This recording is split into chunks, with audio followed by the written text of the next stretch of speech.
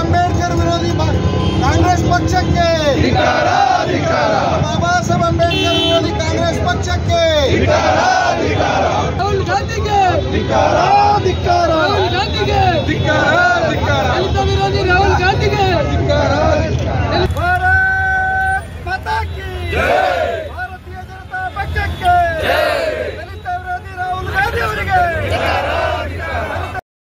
ನೆಹರು ಅವರು ಸಂಸತ್ತಿನಲ್ಲಿ ಮಾತನಾಡಿ ಮೀಸಲಾತಿಯನ್ನ ವಿರೋಧ ಮಾಡಿದ್ರು. ಶ್ರೀಮತಿ ಇಂದಿರಾ ಗಾಂಧಿ ಅವರು ಮೀಸಲಾತಿಯನ್ನ ವಿರೋಧ ಮಾಡಿದ್ರು. ಆಗ ಮೀಸಲಾತಿ ಶಾಶ್ವತವಾಗಿ ಇರಬೇಕು ಆ ಸಮುದಾಯಕ್ಕೆ ಅಂತ ಹೇಳಿ ಅಟಲ್ ಬಿಹಾರಿ ವಾಜಪೇಯಿ ಅವರು ಶ್ರೀಮತಿ ಇಂದಿರಾ ಗಾಂಧಿ ಅವರನ್ನ ಎಚ್ಚರಿಸಿದ್ರು. ಸನ್ಮಾನ್ಯ ರಾಹುಲ್ ಗಾಂಧಿ ಅವರು ವಿದೇಶಿ ನೆಲದಲ್ಲಿ ಹೋಗ್ತಾರೆ.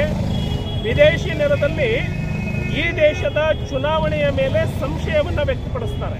ಅದೇ ರೀತಿ ಕಾಂಗ್ರೆಸ್ ಸಂಪೂರ್ಣ ಅಧಿಕಾರಕ್ಕೆ ಬಂದರೆ ಭಾರತ ದೇಶದಲ್ಲಿ ಮೀಸಲಾತಿಯನ್ನು ತೆಗೆದುಹಾಕ್ತೇವೆ ಅಂತ ಹೇಳಿ ಹೇಳಿಕೆಯನ್ನು ಕೊಡ್ತಾರೆ. ಹಾಗಾಗಿ ಕಾಂಗ್ರೆಸ್ಸಿನ ನಿಜವಾದ ಬಣ್ಣ ಬದಲಾಗಿದೆ. ಕಾಂಗ್ರೆಸ್ನ ಧೋರಣೆ ದಲಿತ ವಿರೋಧಿ ಧೋರಣೆ, ಕಾಂಗ್ರೆಸ್ಸಿನ ಧೋರಣೆ ಸಂವಿಧಾನ ವಿರೋಧಿ ಧೋರಣೆ. ಇನ್ನೇನು ಸಂಪುಟ ಸಭೆಗೆ ಕಲ್ಯಾಣ ಕರ್ನಾಟಕಕ್ಕೆ ಮಾನ್ಯ ಮುಖ್ಯಮಂತ್ರಿಗಳು ಮಂತ್ರಿಮಂಡಲ ಇಲ್ಲಿ ಬರ್ತಾ ಇದೆ. ನಾನು ಸ್ವಾಗತವನ್ನ ಕೋರ್ತೇನೆ.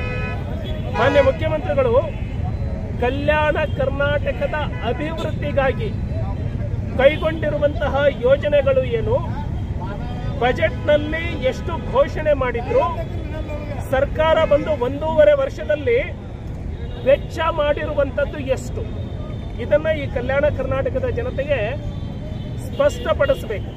ಮಾನ್ಯ ಮುಖ್ಯಮಂತ್ರಿಗಳು ದೊಡ್ಡ ದೊಡ್ಡ ಯೋಜನೆಗಳನ್ನ ಘೋಷಣೆ ಮಾಡ್ತಾರೆ ಬಜೆಟ್ನಲ್ಲಿ. ಆದರೆ 371J ಅಡಿಯಲ್ಲಿ ಎಷ್ಟು ಅನುದಾನವನ್ನ ವೆಚ್ಚ ಮಾಡಬೇಕಾಗಿತ್ತು ಅಷ್ಟು ವೆಚ್ಚವನ್ನ ಮಾಡಿಲ್ಲ.